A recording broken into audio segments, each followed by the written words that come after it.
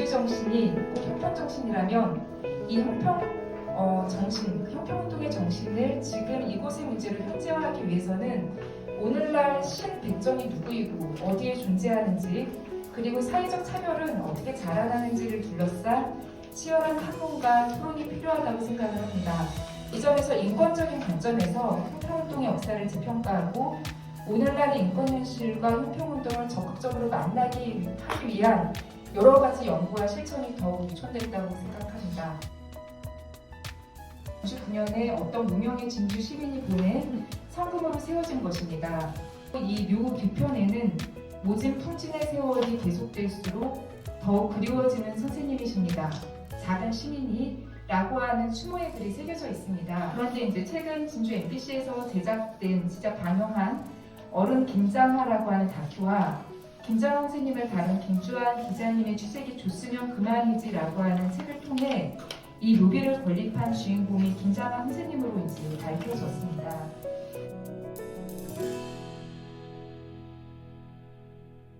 기념사업회의 박노정 선생님께서 이사장을 맡으시면서 제2의 형평운동이라고 하는 것을 언급하신 바 있습니다. 제1차 형평운동이 백정들의 신분차별을 없애는 인권운동이었다면 두 번째 형평운동은 새로운 차별을 철폐하자는, 즉 장애인과 비장애인의 차별, 남녀의 차별, 지역 간의 차별, 빈부의 차별 등의 문제를 다루고자 한다는 것입니다. 이러한 지향을 담아서 기념사업회는 진주교육청과 함께 인권교육 자료집을 그 이후에 제작하기도 하고 교육 현장에서 장애인에 대한 차별을 없애기 위해 장애인식 개선 프로그램을 만들고 순회교육 등을 실시하기도 했습니다. 그리고 이제 이러한 형평운동 기념사업회의 가장 큰 업적, 공적이라고 한다면 형평운동 기념탑을 세운 것일 텐데요. 이 형평운동 기념탑은 1996년 12월 10일에 세계인권선언일에 맞추어서 1,500여 명의 시민들의 성과금 1억 4,540만 원을 모아서 진주성 앞에 건립했습니다. 장소라고 하는 것이 늘 이제 공공역사를 둘러싼 연구와 토론에서 쟁점이 되는데요. 비록 외성이긴 하지만 천민 신분으로 수백 년 동안 진주성 내성은 고사하고 외성조차도 들어갈 수 없었던 그런 백정들의 이제 마음을 기리고자, 문헌을 기리고자 촉성로 외성터에 건립한 것입니다.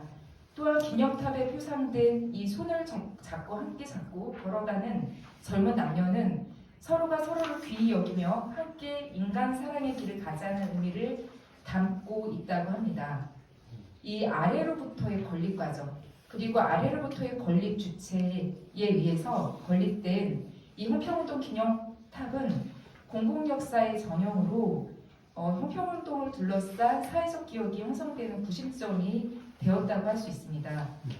그러나 이제 2017년에 형평운동 기념탑은 경남 진주시가 진주대첩 기념광장 설립을 추진하면서 광장의 성격에 맞지 않는다는 이유로 이제 이전을 하게 되는데요. 이후 형평운동 기념탑은 현재 경남예술문화회관 맞은편 공원으로 임시 이전된 상태입니다. 당시 형평운동 기념탑 이전을 둘러싼 논쟁이 또 공공역사의 관점에서 이제 흥미로운데요. 이 기념탑 이전에 대해 기념사업회와 시민들은 시민의 의견을 제대로 수렴하지 않은 이 과정의 문제점을 지적을 했고 반대 의견을 표명을 했습니다. 역사적 유물이나 유적이라고 하는 것이 원래 있었던 그 자리에 있을 때 빛이 나기 때문이고 조선시대 전쟁을 기념하려고 근대 시민들의 인권운동의 흔적을 없애는 것은 말이 되지 않는다는 것이었습니다. 이런 어떤 아픈 과정들을 지금의 이 장소와 공간이 또는 조형물이 반영을 하고 있고요. 두 번째로 형평운동을 둘러싼 공공역사의 대표적인 사례는 추모 공간입니다. 이른바 신백정이라고 불렸던 비백정 활동가들과 백정들의 연대가 다른 수평사와 구별되는 수평운동과 구별되는 지점이고 또 이제 형평운동을 성공으로 이끌었던 중요한 지점이라고 알고 있습니다. 그 신백정이라 불렸던 인권운동의 선구자들 강상호 선생님, 신우수 선생님, 천석보 선생님, 장지필 선생님, 이학찬 선생님 등등의 이름을 알고 있는데 많지는 않지만 이분들을 기리는, 이분들을 추모하는 공간이 이 진주에 있습니다. 회화를 보면 이 추모라고 하는 것은, 추모라고 하는 행위에는 고인의 삶이 지속적으로 기억되고 애도되고 기념될 가치가 있다라고 하는 사회적인 평가를 담고 있습니다.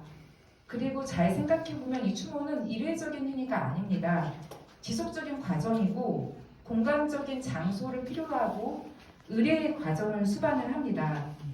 요컨대 추모는 혼자 할 수 없습니다. 어떤 무명의 진주 시민이 보낸 성금으로 세워진 것입니다. 이 묘비는 1999년에는 묘지명의 역할을 했다고 합니다.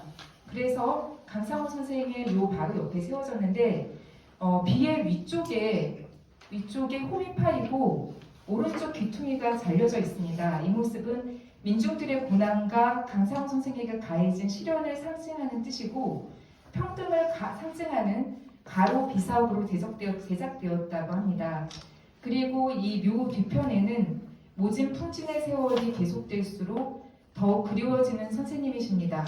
작은 시민이라고 하는 추모의 글이 새겨져 있습니다. 저도 이제 제가 2018년에 여기 학교에 왔는데요.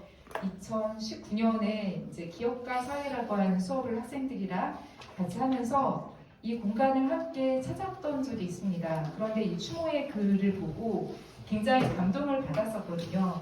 그건 아까 말씀드렸다시피 고인이 죽음이 의미 있어지는 것은 그 고인의 죽음을 누군가가 기리기 때문이잖아요.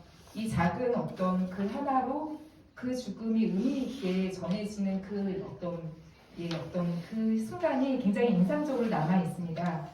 그런데 이제 최근 진주 MBC에서 제작된 진짜 방영한 어른 김장하라고 하는 다큐와 김장하 선생님을 다룬 김주환 기자님의 주책이 줬으면 그만이지라고 하는 책을 통해 이 묘비를 건립한 주인공이 김장하 선생님으로 이제 밝혀졌습니다.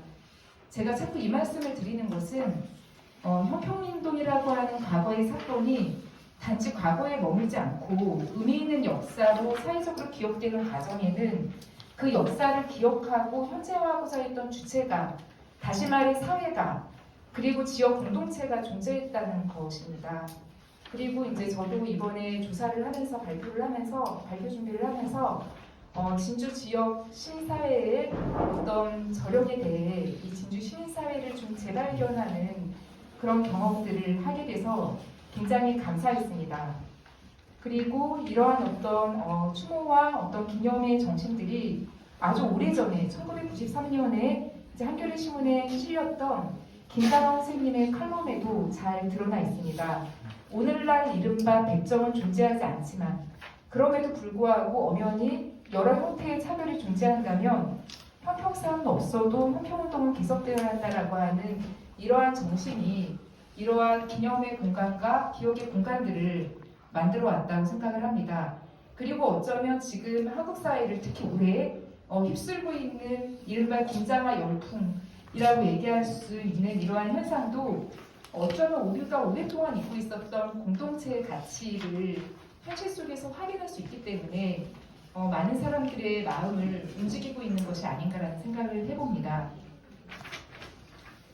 그리고 무엇보다 이제 이 그 형평운동 기념 사업이 오늘에 이르게 되는데 중요한 것은 아까 두 분 선생님께서 충분히 말씀을 하셨지만 학술적인 연구에 의해서 역사적 사건을 둘러싼 진실이 탄탄하게 뒷받침됐기 때문입니다. 학술적인 연구가 그리고 대학 안에 갇히지 않고 여러 기념사업회와 등등 여러 분들의 시민들의 노력과 함께 선순환되는 구조를 가져왔다라고 하는 걸 알 수 있습니다. 그래서 70주년 기념 국제학술대회의 바톤을 이어 80주년 기념 국제학술 회의가 있었고 그리고 여러 공동연구를 통해서 사료집을 편찬하는 과정을 우리는 이제 지켜봐 왔습니다. 그리고 이러한 노력들은 진주에서 2005년 이후에 전국 지자체 가운데 최초로 인권 조례 제정 활동을 전개하는 원동력이 되었습니다. 그리고 그 노력은 2016년 진주시 인권보장 및 증진에 관한 조례안 제정으로 결실을 맺었습니다. 1999년에 경상국민대 사회학과에 전국에서 최초로 인권사회학이라고 하는 수업이 개설되었습니다. 그리고 이런 어떤 형평운동 기념사업의 결과가 오늘날 한국사 교과서에 공식 교과서의 어떤 컨텐츠로 수록되어 자라나는 성장 세대에게 교육되고 있습니다. 이러한 성과에 힘입어서 다시 이제 처음의 질문으로 좀 이야기를 정리하면서 돌아가고자 합니다. 형평운동 100주년 무엇을 어떻게 기억할 것인가 라고 하는 질문을 제가 이 자료집에서 제시를 했는데요. 정리를 하자면 첫째, 공공역사의 관점은 형평운동 기념사업을 중심으로 전개된 사회적 기억의 형성 과정을 보다 성찰적으로 돌아볼 기준을 제시하는 것 같습니다. 형평운동에 대한 사회적 기억이 확장되어 온 과정에는 반차별 인권운동으로서 형평운동의 정신을 현재화하고자 했던 이들의 헌신적이고 선구적인 노력이 있었습니다. 이는 1992년 환경운동 70주년을 기념하여 창립된 형평운동 기념사업회라고 하는 집합적 주체, 집단적 주체로 나타났습니다. 그리고 그 발자취를 따라가 볼 때 형평운동 기념운동이 단지 과거 역사를 기념하기 위한 목적만이 아니라 그 정신을 오늘날의 인권 현실에 접목하고 실천하기 위한 제2의 형평운동, 즉 반차별 인권운동의 성격을 갖고 있다는 점을 다시 한번 강조하고자 합니다. 이 점에서 형평운동, 기념운동 및 계승운동이라고 하는 표현이 더 정확하고 형평운동은 역사와 인권이 조우하는 굉장히 귀중한 공공역사의 현장이라고 할 수 있습니다. 그리고 학술적 연구와 지역사회운동의 유의적인 결합이 형평운동을 둘러싼 사회적인 기억이 확장되는 데 선순환적 동력을 제공했고, 그리고 무엇보다 지역사회의 형평운동을 발화하고 공론화했던 지역 언론의 역할 또한 이 역사에서 중요하게 평가할 지점이 아닌가 생각을 합니다. 하지만 이제 연구와 기념 그리고 교육과 계승이라고 하는 측면에서 형평운동에 대한 역사적인 접근과 인권적인 접근 사이에는 일정 정도 비대칭 또는 기란 관계가 있지 않을까라고 생각을 해보았습니다. 앞서 이제 미수연 선생님께서도 이 쟁점을 약간 예민하게 말씀을 하셨는데요. 적어도 이제 제가 보기에 그조차도 충분하다고 할 수는 없지만 형평운동에 대한 역사적인 고찰에 비해서 인권적인 고찰이 충분히 발전했다고 보기는 어렵습니다. 저도 이제 사실 이제 아까 그 발표하셨던 이제 선생님의 말씀에 받자면 현재의 인권론적인 관점에서 이 형평운동이 제창했던 공동체 중심 인권이 사실 이제 서구 중심적인 인권 개념으로 잘 잡히지 않는 측면이 있거든요.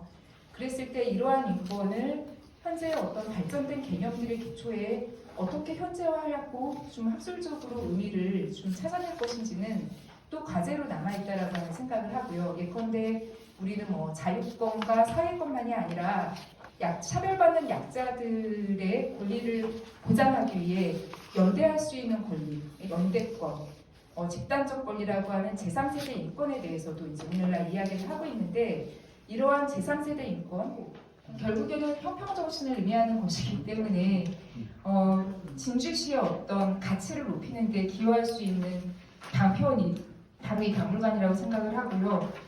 이러한 정신은 역시 이제 김장원 선생님이 쓰신 글이 잘 드러나 있습니다. 시간을 넘었는지 알고 있지만 제가 공유를 하고 싶습니다.